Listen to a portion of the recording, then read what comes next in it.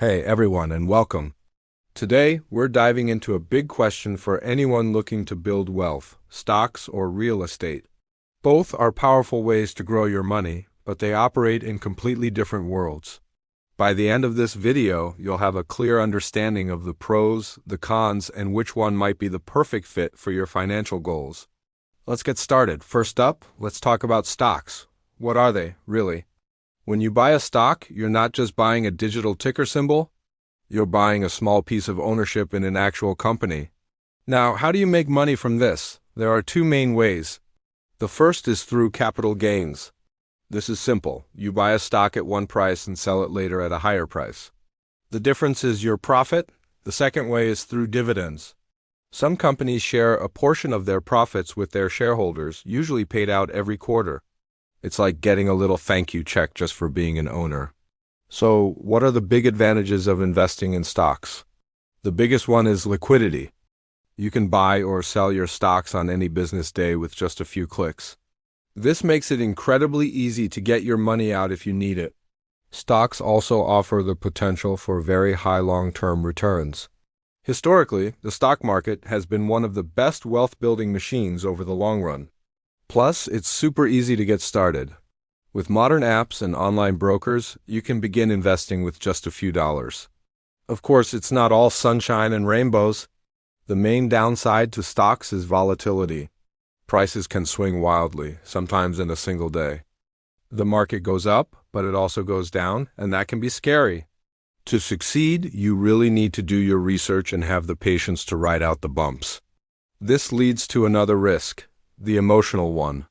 It's human nature to want to sell everything when the market is crashing. Giving in to that panic is one of the biggest mistakes an investor can make. Alright, let's switch gears and talk about real estate. When we say real estate investing, we're talking about buying physical property like a house, an apartment building, or a commercial space with the goal of making money. Similar to stocks, there are two primary ways to profit. You can generate rental income by having tenants pay you every month. Or you can benefit from appreciation, which is when you sell the property for more than you paid for it down the line. What makes real estate so attractive? One of the biggest pros is that it's a tangible asset. You can literally see it, touch it, and even use it. For many people, this feels more secure than owning a digital line on a screen. Real estate is also fantastic for generating passive income. Once you have a good tenant in place, that rent check can come in month after month, providing a steady stream of cash. And here's a powerful concept: leverage. You can use a mortgage to buy a property worth hundreds of thousands of dollars with only a fraction of that in your own cash. This amplifies your potential returns significantly. But real estate has its own set of challenges. It's much less liquid than stocks. Selling a property can take months, so you can't just cash out instantly if you need money. The upfront costs are also high. You'll need a hefty down payment, plus money for closing costs, property taxes, and ongoing maintenance. And let's not forget the management responsibility. Dealing with leaky faucets, finding tenants, and handling repairs can be a lot of work. It's not always as passive as it sounds. So how do the returns actually stack up against each other? Historically, the stock market has delivered average annual returns of about 7 to 10%. Even after accounting for inflation, real estate is a bit different. Your return comes from two places. The rental yield, your annual rent minus expenses, divided by the property's cost, is often in the range of 3 to 6%. On top of that, you have the potential for the property's value to appreciate over time. Generally speaking, stocks tend to grow your capital faster over the long haul, while real estate is a champion at providing steady, predictable cash flow. Your choice really depends on what you need more: long-term growth or immediate income. Let's dig deeper into the risks. As we mentioned, stocks are more volatile. In a bad year, the market can drop 20 or 30%, and seeing your portfolio shrink can be tough. But over the long term, the market has always recovered and reached new highs. Real estate is generally more stable day to day. You don't see housing prices drop 10% overnight. However, it has its own risks. You might have a property sit vacant for months with no rental income. A sudden, expensive repair like a new roof can wipe out your profits for the year. And yes, real estate markets can crash too. The key to managing risk in either asset class is diversification. In fact, many savvy investors reduce their overall risk by owning both stocks and real estate. This brings us to a crucial concept: cash flow versus capital gains. Stocks are primarily about capital gains and some dividends. You invest money, hope it grows significantly over many years, and then sell to realize your profit. Real estate, especially rental properties, is a cash flow game.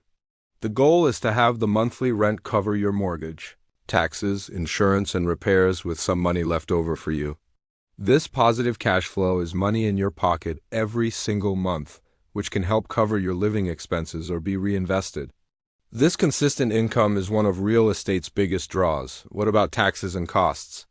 With stocks, you will pay taxes on any dividends you receive and on your capital gains when you sell your shares for a profit.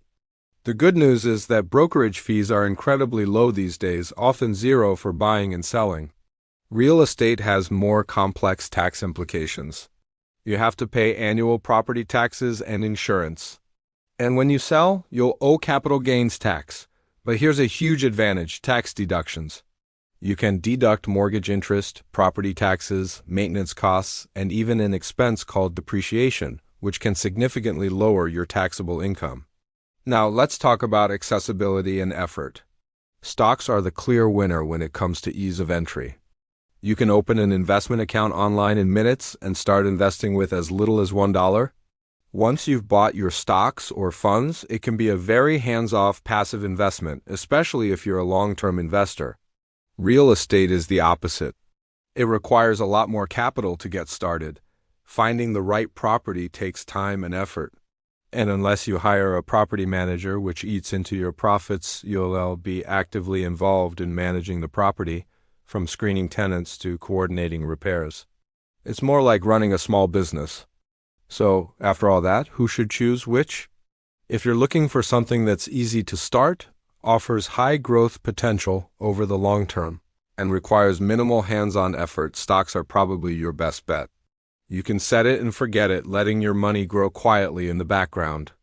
On the other hand, if you want a tangible asset that produces steady monthly income, and you don't mind the hands-on work or have the capital to leverage other people's money, then real estate could be a fantastic choice. The cash flow can provide financial stability, and you get the satisfaction of owning a physical asset. But for most people, the ideal strategy isn't choosing one over the other. It's about using both.